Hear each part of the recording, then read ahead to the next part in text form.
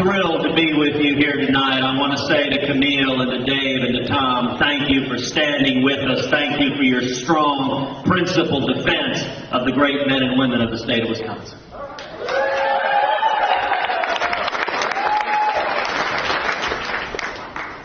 And how about Carly?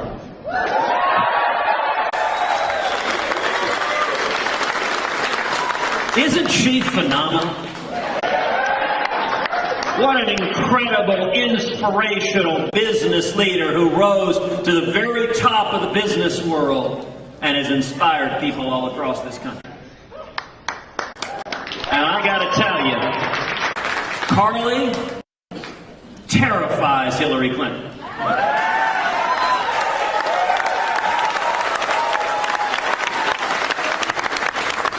I can just see Hillary thinking about Carly and tossing and turning and tossing and turning in her jail cell.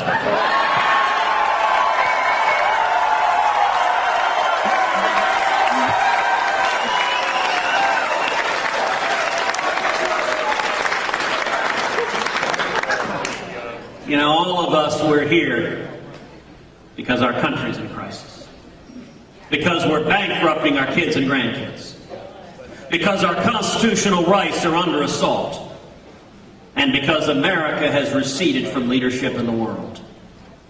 And yet I'm here with a word of hope and encouragement all across Wisconsin, all across this country. People are waking up and help is on the way.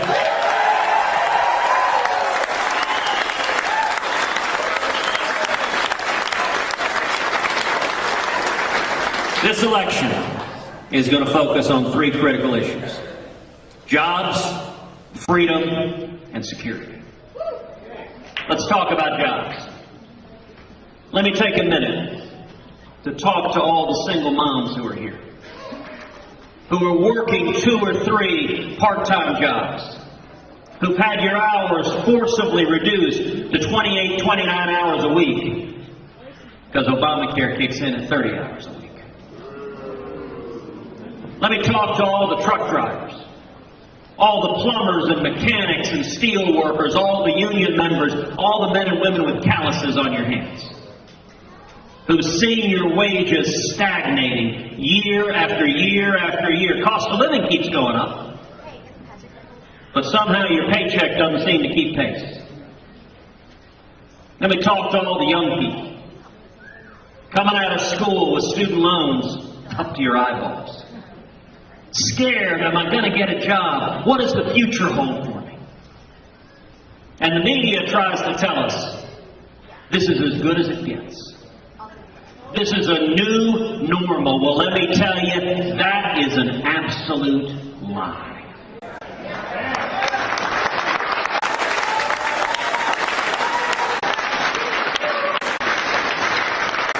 You know, it's easy to talk about making America great again. You can even print that on a baseball cap. But the real question is, do you understand the principles and values that made America great in the first place? The heart of our economy is not Washington, D.C. The heart of our economy is small businesses all across the United States of America.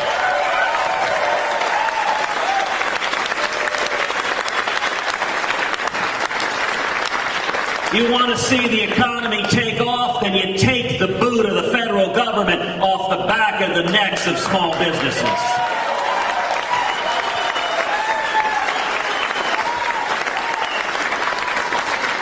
If I am elected president, we will repeal every word of Obamacare.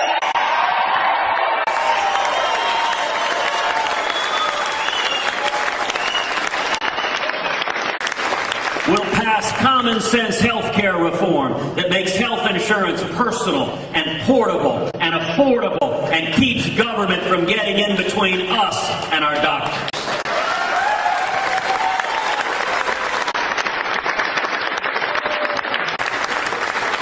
And we'll pass a simple flat tax.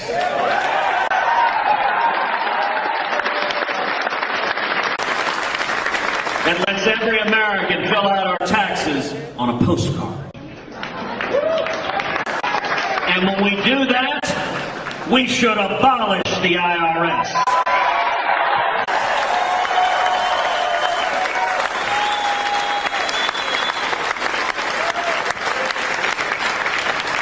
We're going to rein in the EPA. And the federal regulators that are hammering small businesses and killing jobs all across America.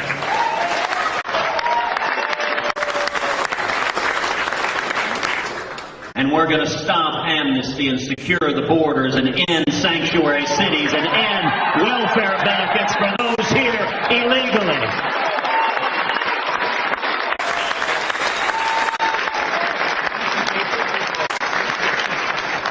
And let me tell you what's going to happen when we do that. We're going to see millions upon millions of new high-paying jobs. Jobs coming back to America from China and Mexico. Manufacturing jobs coming back here to Wisconsin. We're going to see wages going up for Americans all over the country. We're going to see young people coming out of school with 2, 3, 4, 5 job offers.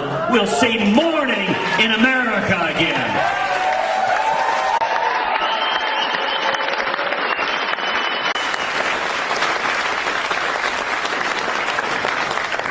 Second critical issue in this election is freedom. You know, just a few weeks ago, the passing of Justice Scalia underscored for all of us the stakes of this election. It is not one but two branches of government. We are one liberal justice away from a radical 5-justice left-wing majority, the likes of which this country's never seen. We are one justice away from a Supreme Court that would strip away religious liberty from people all over this country. We are one justice away from a Supreme Court that would effectively erase the Second Amendment from the Bill of Rights. We are one justice away from a Supreme Court that would make us subject to the World Court and the United Nations and international law and give away U.S. sovereignty. Now, you know, 2 debates ago, we were asked a question about religious liberty in the Supreme Court. And Donald Trump turned to me, and he said, "Ted, I've known a lot more politicians than you have." Well, in that, he is correct. Donald Trump has been supporting liberal Democratic politicians for 40 years. I have no experience doing that.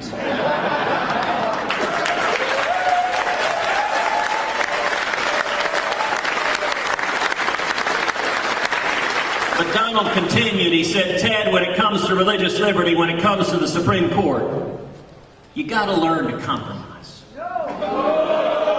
You gotta learn to cut deals with the Democrats and go along to get along." Well, let me be very, very clear with the men and women of Wisconsin. I will not compromise away your religious liberty.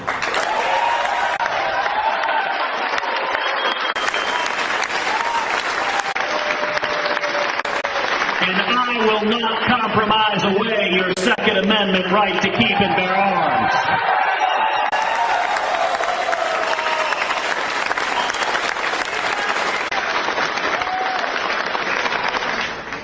Third critical issue in this election is security. For 7 years, we've seen a president who abandons our friends and allies, and who coddles and shows weakness and appeasement to our enemies. You know, again, 2 debates ago, Donald Trump explained to all of us, he said if he were president, he would be neutral between Israel and the Palestinians. Well, let me be very clear. As president, I will not be neutral.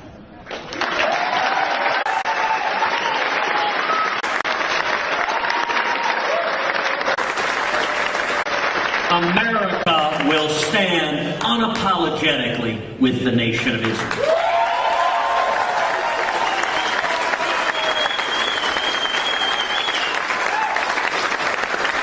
And anyone anyone who can't tell the difference between our friends and our enemies, anyone who can't tell the difference between Israel and Islamic terrorists who want to murder us, that raises real questions about their fitness and judgment to be commander-in-chief.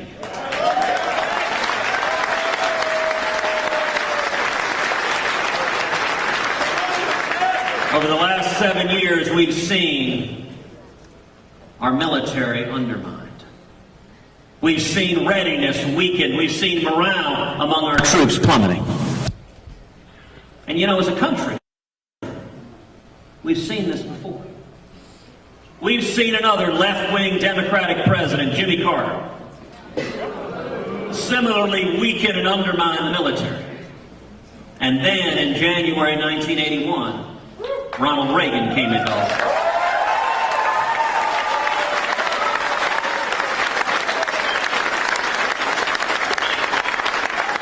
And what did Reagan do? He cut taxes, he lifted regulations, and we saw jobs explode, millions of new high-paying jobs. It generated trillions in new government revenue. He used that money to rebuild the military, and we bankrupted the Soviet Union and won the Cold War.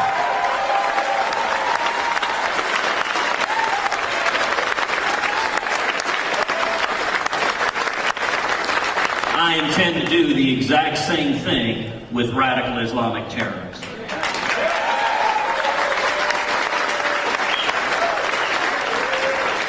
We're going to repeal Obamacare, pass a flat tax, pull back the regulators, stop amnesty, and we will see millions upon millions of new small businesses, of new jobs. It will generate trillions in new government revenue, and we will use that money to rebuild this military so it remains the mightiest fighting force on the face of the planet.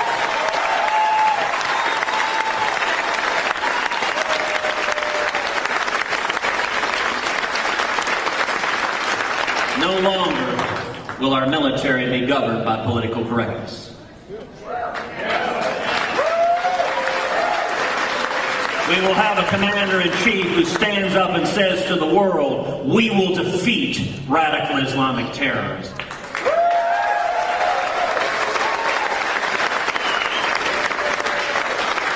We'll have a president willing to utter the words, radical Islamic terrorism.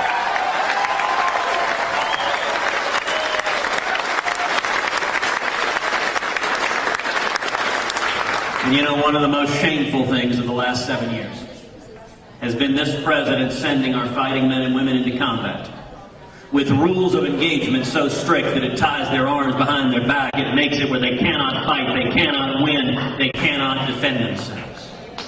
That is wrong. It is immoral. And mark my words, in January 2017, it will end.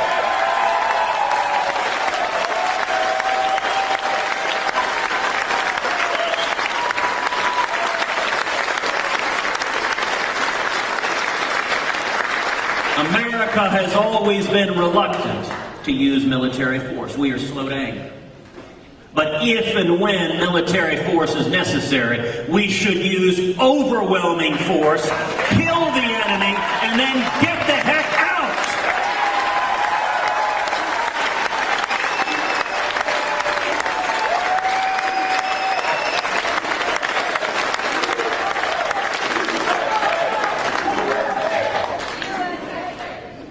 You know, it's funny, at Bernie Sanders' rally, they chant Sweden, Sweden, Sweden.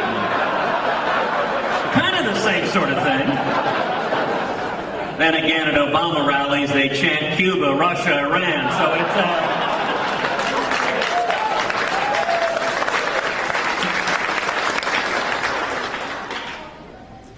So let's talk about where we are right now.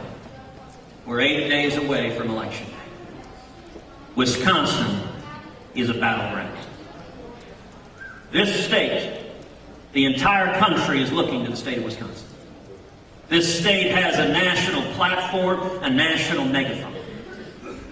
Right now in the state of Wisconsin, Donald Trump and I are tied. We are neck and neck in this state. This is going to come down to the men and women gathered here. It is going to come down to the grassroots.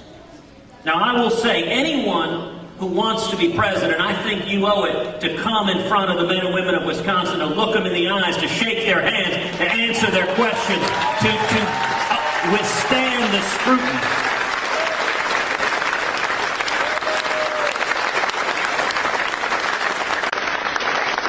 I think the people of Wisconsin deserve a debate.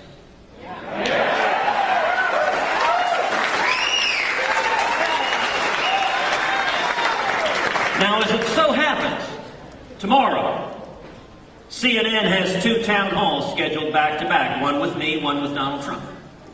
Each of us has an hour. It's in the exact same location. They've already got the TV cameras. They've already got the moderators. They've already got the audience. I've got a very simple suggestion. Donald, why don't you show up and debate like a man?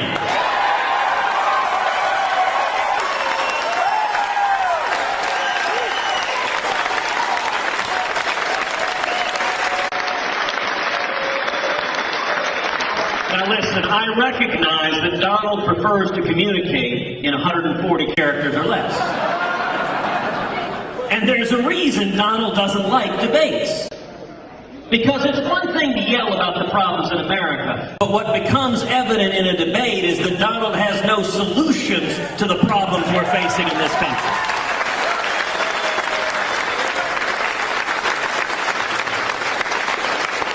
You know, let me give you an example. If your car's broke down, do you want a guy to come over in your driveway and yell and scream and curse at your car? Or do you want someone to lift the hood and actually fix the engine?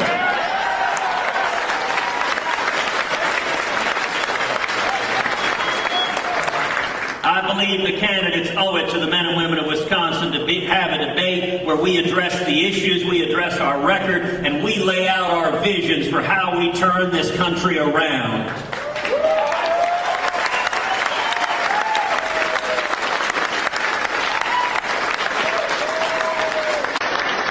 And if Donald does what we expect him to do, which is to run and hide and say, no, those debates are very scary to me,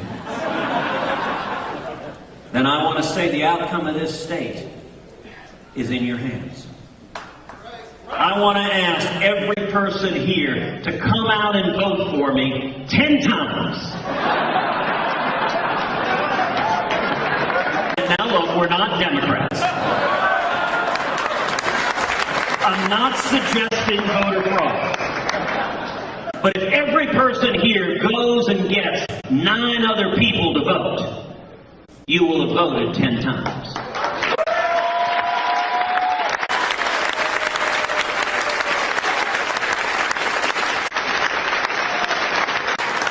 And let me say, maybe you're not yet old enough to vote.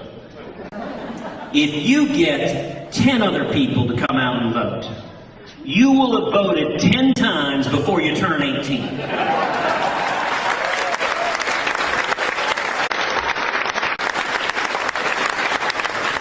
That is how we win. Standing together. These are serious times. We face real threats to this nation that we love with all our heart. I think back to 1957 when my dad stood on a ferry boat as an 18-year-old kid coming from Cuba. He'd been in prison. He'd been tortured. He had nothing. He had $100 in his underwear. And he was coming to the greatest country in the history of the world. He was coming to the United States of America full of hope and optimism for the future. That's the future we're fighting for.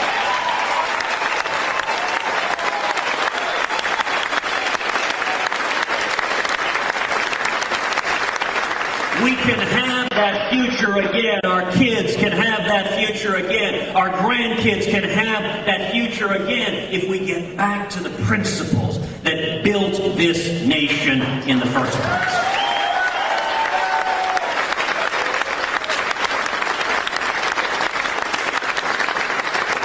It took Jimmy Carter to give us Ronald Reagan. And I am convinced the most long-lasting legacy of Barack Obama is going to be a new generation of leaders in the Republican Party who stand and fight for liberty, who